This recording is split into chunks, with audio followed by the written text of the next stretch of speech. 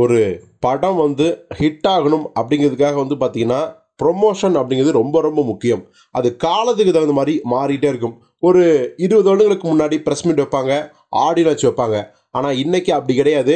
அந்த படத்துக்கு எந்த அளவுக்கு வித்தியாசமான முறையில் விதவிதமான முறையில் ப்ரோமோ பண்ணணும் அப்படிங்கிறதே ஒரு தனி கலை.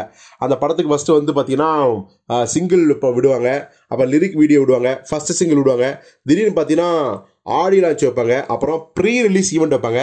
இதுக்கு நடுவில் பார்த்தீங்கன்னா அந்த ஹீரோ ஹீரோயின் நடிகர்கள் இயக்குநர்கள் அந்த டீம் முழுக்க பார்த்தீங்கன்னா அந்த படம் எந்தெந்த ஸ்டேட்டில் ரிலீஸ் ஆக போகுது அப்படின்னு சொல்லி அங்கங்கே போய் ப்ரொமோஷன் பண்ணுவாங்க.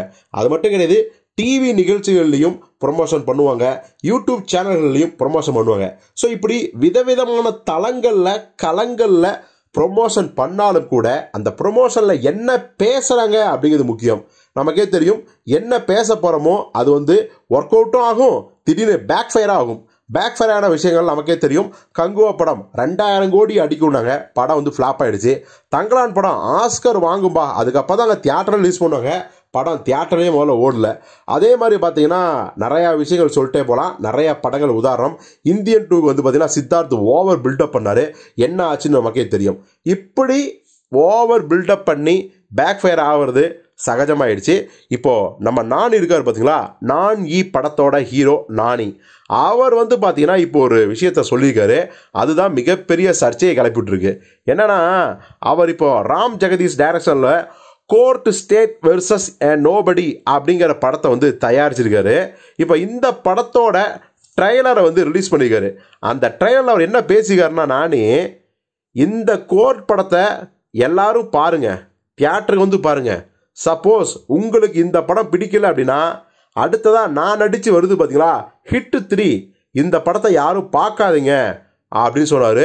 எல்லாம் பயங்கர ஷாக் ஆகிட்டாங்க. குறிப்பாக அதே மேடையில் வந்து பார்த்தீங்கன்னா ஹிட் 3 படத்தோட இயக்குனர் சைலேஷ் வந்து இருந்தார். அவர்கிட்ட நானி மன்னிப்பு கேட்டார், சாரிங்க இந்த படம் உங்களுக்கு தான், பட் இருந்தாலும் நான் கான்ஃபிடண்ட்டாக சொல்கிறேன், இந்த கோர்ட்டு படம் உங்களுக்கு பிடிக்கலனா என்னோட ஹிட் 3 படத்தை பார்க்காதீங்க அப்படின்னு.